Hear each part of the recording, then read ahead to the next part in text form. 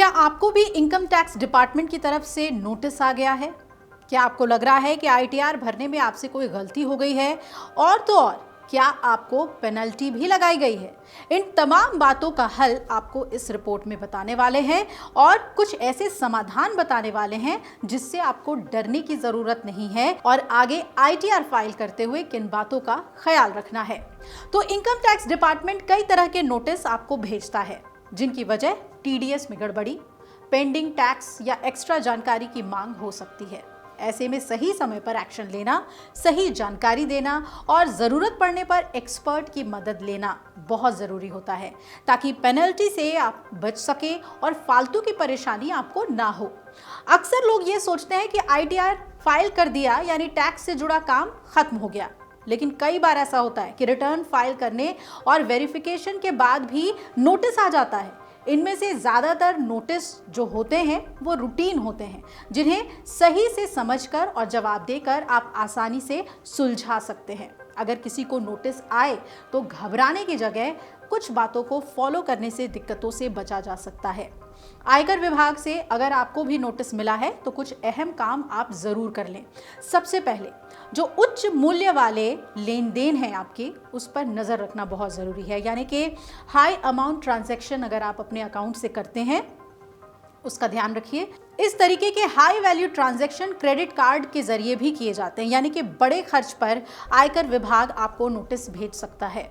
आयकर विभाग ने हाल ही में कई करदाताओं को नोटिस भेजा और आयकर नोटिस मिलना चिंताजनक है, लेकिन अक्सर इसका मतलब बड़ी मुसीबत नहीं होता है। बस आपसे जवाब चाहिए होता है कि आपने ये खर्च किया, ये पैसा कहाँ से आया, कैसे आपने इसका भुगतान किया। कई नोटिस तो बस सामान्य संदेश होते हैं या उसमें विभाग की ओर से मांगी गई जानकारी होती है। थोड़ा सा और ज़्यादा आपसे इस पर जानकारी मांगी जाती है, खासकर जब ज़्यादातर चीज़ें ऑनलाइन हो गई हों। ऐसा तब होता है जब आपकी ओर से घोषित आय फॉर्म 26AS या AIS वार्षिक सूचना विवरण में उपलब्ध आंकड़ों से ये मेल नहीं खाती है।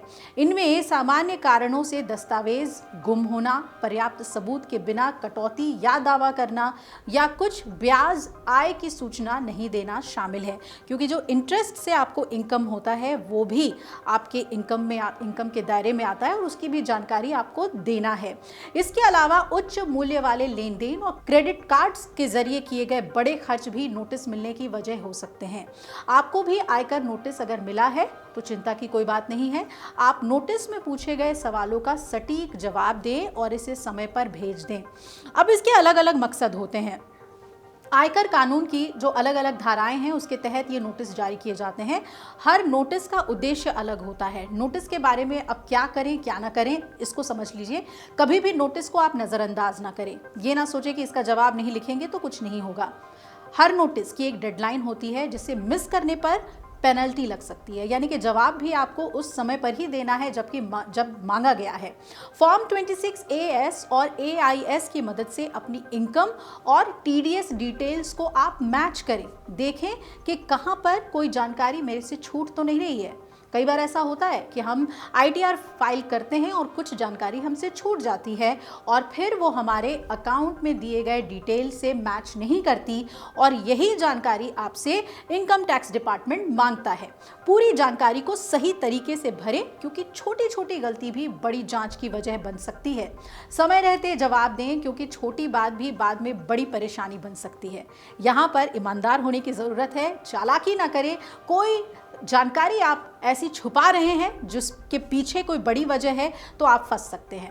मामला थोड़ा अगर आपको पेचीदा लगे तो आप चार्टर्ड अकाउंटेंट या टैक्स एक्सपर्ट की मदद लें, यानी कि अगर आपको लग रहा है कि आपने सभी जानकारी सही तरीके से फिल की है और फिर भी आपको नोटिस आ गया है, आप समझ नहीं पा रहे हैं कि जो सवाल आपसे पूछा गया है उसमें कमी कहाँ रह गई है, तो आपको सीए से मदद लेनी चाहिए, एक्सपर्ट से मदद लेनी चाहिए।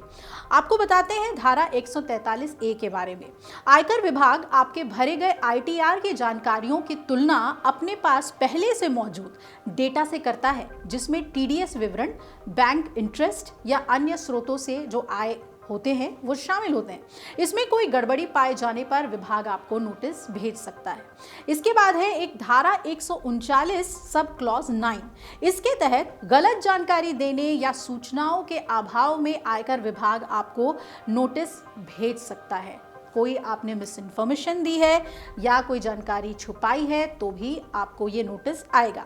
धारा 143 सब क्लॉज 2, इसके तहत नोटिस मिलने का मायना ये है कि ये आयकर अधिकारी आपकी कमाई, आपकी कटौतियां और दावों की पुष्टि के लिए रिटर्न फॉर्म में दी गई जानकारियों की जांच करेगा। रिटर्न में फॉर्म 26 AS और AIS का मिलान किया जाएगा। तो आपके आयकर रिटर्न में दर्ज कमाई और फॉर्म 26 AS या AIS में दिखाई गई आय में कोई अंतर है तो नोटिस मिल जाएगा। सिस्टम उन मामलों को चिन्हित करेगा जहां आप बैंक ब्याज या लाभांश जैसे स्रोतों से आय की सूचना देना भूल गए हैं। नोटिस की तारीख जरूर देखें और समय पर आप इसका जवाब दें। हर नोटिस में जारी करने की तारीख और आपके जवाब दाखिल करने की समय सीमा होती है, जो आमतौर पर 15 से 30 दिन तक की होती है और इस समय सीमा का पालन नहीं करने पर विभाग आपकी जानकारी के बिना ही रिटर्न प्रोसेस कर सकता है और फिर पेनल्टी लगा सकता है। जरूरत पड़ने पर वित्तीय पेशेवर की आपको मदद बिल्कुल लेनी चाहिए।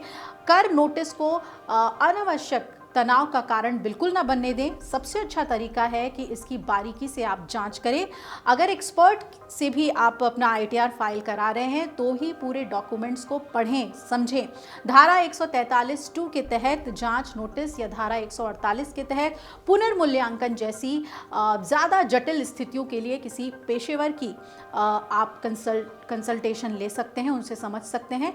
ऐसे में आप उनकी मदद लीजिए और सबसे ज़रूरी है कि अगर नोटिस आया है तो उसका जवाब तय वक्त पर आप दे दीजिए ताकि आप एक हैसल फ्री ITR फाइल करने वाले नागरिक बने और इनकम टैक्स भरने से आपके लिए आने वाले समय में ये बेहतर साबित होता है। ITR फाइल करने से आपकी क्रेडिबिलिटी बढ़ती है और क्रेडिबिलिटी बढ़ाए रखने के लिए बहुत ज़रूरी है कि आप अपना ITR सही तरीके से फाइल करें। अगर आप ये वीडियो YouTube पर देख रहे हैं तो हमारे चैनल को सब्सक्राइब कर बेल आइकन दबाएं और Facebook पर देख रहे हैं तो हमारे पेज को लाइक करें।